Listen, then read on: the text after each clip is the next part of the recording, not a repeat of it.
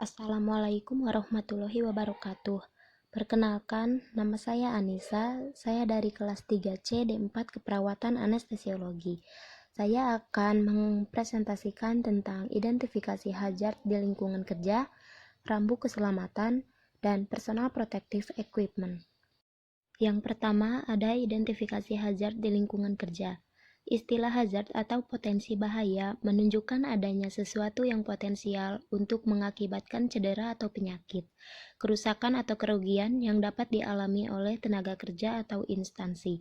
Sedang kemungkinan potensi bahaya menjadi manifest sering disebut resiko. Baik hazard maupun resiko tidak selamanya menjadi bahaya, asalkan upaya pengendaliannya dilaksanakan dengan baik. Di tempat kerja, kesehatan dan kinerja seseorang pekerja sangat dipengaruhi oleh 1. Beban kerja berupa beban fisik, mental, dan sosial sehingga upaya penempatan pekerja yang sesuai dengan kemampuannya perlu diperhatikan. Yang kedua, kapasitas kerja yang banyak tergantung pada pendidikan, keterampilan, kesegaran, jasmani, ukuran tubuh, keadaan gizi, dan sebagainya. Yang ketiga, lingkungan kerja sebagai beban tambahan, baik berupa faktor fisik, kimia, biologi, ergonomik, maupun aspek psikososial. Adapun jenis-jenisnya. 1. Mechanical hazard. Bahaya yang terdapat pada benda atau proses yang bergerak yang dapat menimbulkan dampak seperti tertusuk, terpotong, terjepit, tergores, terbentur, dan lain-lain. Yang kedua, electrical hazard.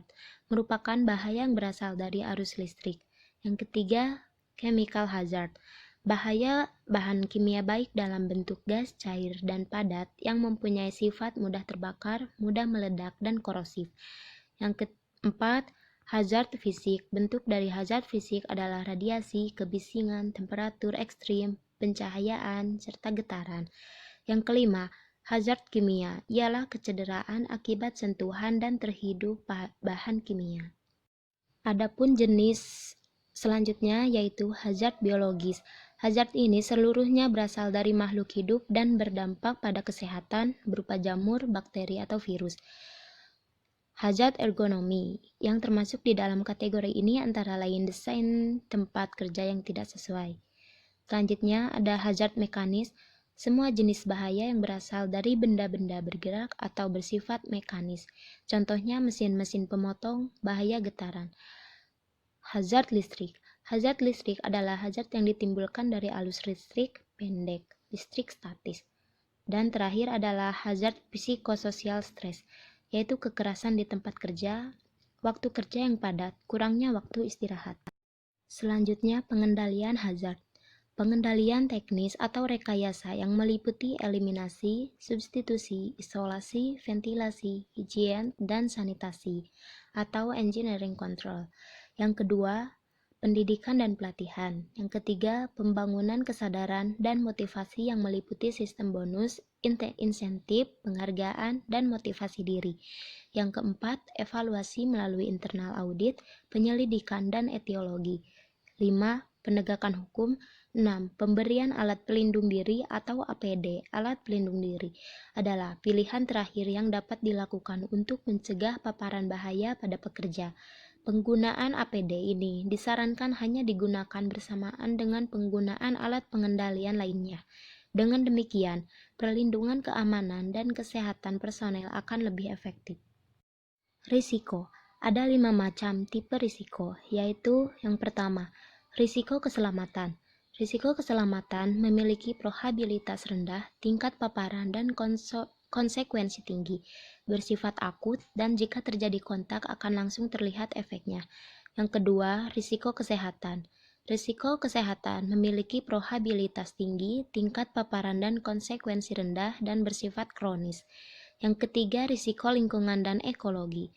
Risiko lingkungan dan ekologi melibatkan interaksi yang beragam antara populasi komunitas. 4. Risiko finansial. Risiko finansial memiliki risiko jangka panjang dan jangka pendek dari kerugian properti terkait dengan perhitungan asuransi dan pengembalian asuransi. Yang kelima, risiko terhadap masyarakat. Risiko terhadap masyarakat memperhatikan pandangan masyarakat terhadap kinerja organisasi dan produksi. Semua hal pada risiko terhadap masyarakat terfokus pada penilaian dan persepsi masyarakat. Adapun safety side atau rambu keselamatan. Definisi: rambu-rambu keselamatan dan kesehatan kerja adalah merupakan tanda-tanda yang dipasang di tempat kerja atau laboratorium guna mengingatkan atau mengidentifikasikan pada semua pelaksana kegiatan di sekeliling tempat tersebut terhadap kondisi risiko yang terkait dengan keselamatan dan kesehatan kerja. Adapun manfaat dari pemasangan rambu adalah menyediakan kejelasan informasi dan memberikan pengarahan umum. 2. Memberikan penjelasan tentang kesehatan dan keselamatan kerja. 3. Menunjukkan adanya potensial bahaya yang mungkin tidak terlihat. Macam-macam rambu keselamatan. Macam-macam rambu keselamatan kerja yang sering dijumpai antara lain berupa rambu larangan, peringatan, pertolongan, serta prasyarat. Rambu-rambu keselamatan pada umumnya terdiri dari beberapa simbol atau kode yang menyatakan kondisi yang perlu mendapat atensi bagi siapa saja yang ada di lokasi tersebut.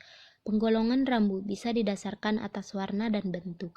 Penggolongan rambu yang didasarkan warna background adalah sebagai berikut. Warna merah, tanda larangan atau pemadam api. Warna kuning, tanda peringatan atau waspada atau beresiko bahaya.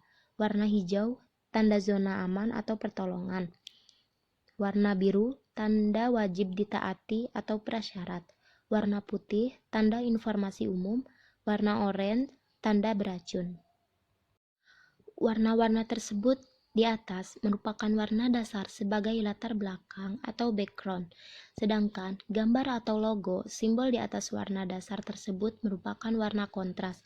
Menurut standar yang berlaku secara internasional berupa warna putih atau hitam, sedangkan penggolongan rambu yang didasarkan pada bentuk yaitu lihat di gambar. Bentuk bulat, pertanda wajib atau bisa juga sebagai bentuk larangan, yaitu ketika pada bulatannya disertai coretan diagonal. Bentuk segitiga, tanda tersebut berarti peringatan saja, misalnya adalah jika ada bahaya. Bentuk segi empat, pertanda darurat, informasi, dan tanda tambahan. Selanjutnya ada personal protective equipment. Definisi: alat pelindung diri adalah alat-alat yang mampu memberikan perlindungan terhadap bahaya-bahaya kecelakaan. Atau bisa juga disebut alat kelengkapan yang wajib digunakan saat bekerja sesuai bahaya dan risiko kerja untuk menjaga keselamatan pekerja itu sendiri dan orang di sekelilingnya. APD dipakai sebagai upaya terakhir dalam usaha melindungi tenaga kerja apabila usaha rekayasa atau engineering dan administratif tidak dapat dilakukan dengan baik. Namun, pemakaian APD bukanlah pengganti dari usaha tersebut, namun sebagai usaha akhir. Alat pelindung diri harus mampu melindungi pemakainya dari bahaya kecelakaan yang mungkin ditimbulkan. Oleh karena itu, APD dipilih secara hati-hati agar dapat memenuhi kebutuhan ketentuan yang diperlukan. Syarat-syarat alat pelindung diri adalah APD harus dapat memberikan perlindungan yang kuat terhadap bahaya yang spesifik atau bahaya yang dihadapi oleh tenaga kerja. Berat alat kehendaknya seringan mungkin dan alat tersebut tidak menyebabkan rasa ketidaknyamanan yang berlebihan. Terus, alat harus dapat dipakai secara fleksibel. Bentuknya harus cukup menarik. Alat pelindung tahan untuk pemakaian yang lama. Alat tidak menimbulkan bahaya-bahaya tambahan bagi pemakainya yang dikarenakan bentuk dan bahayanya yang tidak tepat atau karena salah dalam menggunakannya. Alat pelindung harus memenuhi standar yang telah ada.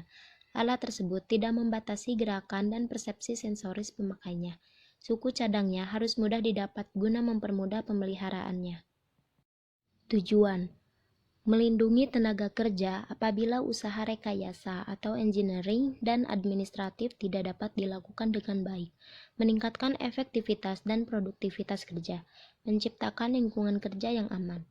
Manfaatnya yaitu untuk melindungi seluruh atau sebagian tubuhnya terhadap kemungkinan adanya potensi bahaya atau kecelakaan kerja, dan mengurangi resiko akibat kecelakaan kerja. Adapun jenisnya, yang pertama, APD bagian kepala meliputi alat pelindung kepala. yaitu alat ini adalah kombinasi dari alat pelindung mata pernapasan dan mata, contohnya topi pelindung atau pengaman, safety helmet, tutup kepala, heads atau cap, topi pengaman. Alat pelindung kepala bagian atas yaitu topi pelindung atau pengaman. Alat pelindung muka yaitu safety glasses atau face shield goggles. Alat pelindung penglihatan yaitu kacamata. Alat pelindung telinga seperti tutup telinga, earmuff, sumbat telinga, earplug. Alat pelindung pernafasan, masker atau respirator. Yang kedua ada APD bagian badan, meliputi alat pelindung seluruh badan yaitu jas laboratorium, alat pelindung badan bagian muka yaitu apron, alat pelindung bagian dada disebut rompi pelindung. Yang ketiga ada APD bagian anggota badan, meliputi alat pelindung tangan yaitu sarung tangan atau safety gloves, alat pelindung kaki yaitu sepatu bot. Adapun kegunaan APD, yang pertama alat pelindung kepala. Alat pelindung kepala, topi pelindung atau pengaman, safety helmet, melindungi kepala dari benda keras, pukulan, dan benturan, terjatuh dan terkena arus listrik. Tutup kepala, yaitu melindungi kepala dari kebakaran, korosif, uap-uap, panas atau dingin. Heads apa cap, melindungi kepala dari kotoran debu atau tangkapan mesin-mesin berputar. Topi pengaman, untuk penggunaan yang bersifat umum dan pengaman dari tegangan listrik yang terbatas. Tahan terhadap tegangan listrik biasanya digunakan oleh pemadam kebakaran. Yang kedua ada alat pelindung muka dan mata, yaitu untuk melindungi muka dan mata dari lemparan benda-benda kecil, lemparan benda-benda panas, atau pengaruh cahaya. Yang ketiga, alat pelindung telinga. Sumbat telinga atau earplugs yang baik adalah menahan frekuensi dari atenuasi atau daya lindung 25-30 dB, sedangkan frekuensi untuk bicara biasanya atau komunikasi tak terganggu. Tutup telinga frekuensi 2800 sampai 4000 Hz sampai 42 dB. Untuk frekuensi biasa 25 sampai 30 dB. Untuk keadaan khusus dapat dikombinasikan antara tutup telinga dan sumbat telinga sehingga dapat atenuasi yang lebih tinggi, tapi tak lebih dari 50 dB karena hantaran suara melalui tulang masih ada. Yang keempat, alat pelindung pernafasan. Berfungsi untuk memberikan perlindungan terhadap sumber-sumber bahaya seperti kekurangan oksigen, pencemaran oleh partikel seperti debu, kabut, asap, dan uap logam, pencemaran oleh gas atau uap. Yang kelima adalah alat pelindung tangan. Sarung tangan atau gloves, jangan jenis pekerjaan yang membutuhkan sarung tangan, yaitu pengelasan atau pemotongan seperti bahan kulit, bekerja dengan bahan kimia seperti bahan karet. Beberapa pekerjaan mekanikal di workshop di mana ada potensi cedera bila tidak menggunakan sarung tangan, seperti benda yang masih panas, benda yang sisinya tajam, dan lain-lain. Beberapa pekerjaan perawatan. Yang keenam ada alat pelindung kaki, berfungsi untuk mencegah tusukan, untuk mencegah tergelincir, tahan terhadap bahaya listrik. Yang terakhir, yang ketujuh adalah alat pelindung badan. Pakaian pelindung digunakan untuk melindungi tubuh dari benda berbahaya, misalnya api, asap, bakteri, zat-zat kimia, dan sebagainya. Alat pelindung diri untuk tugas khusus, seperti sapron untuk bekerja dengan bahan kimia atau pekerjaan pengelasan, full body harness untuk bekerja di ketinggian melebihi 1,24 meter, tutup telinga untuk bekerja di tempat dengan kebisingan melebihi 85 dB, sepatu bot karet atau rubber boot untuk semua pekerjaan di kebun yang dimulai dari survei lahan, pembibitan, penanaman, hingga panen. Oke, dari saya cukupkan sekian. Mohon maaf bila ada kesalahan atau tutur kata yang tidak berkenan. Dari saya, sekian dan terima kasih. Wassalamualaikum warahmatullahi wabarakatuh.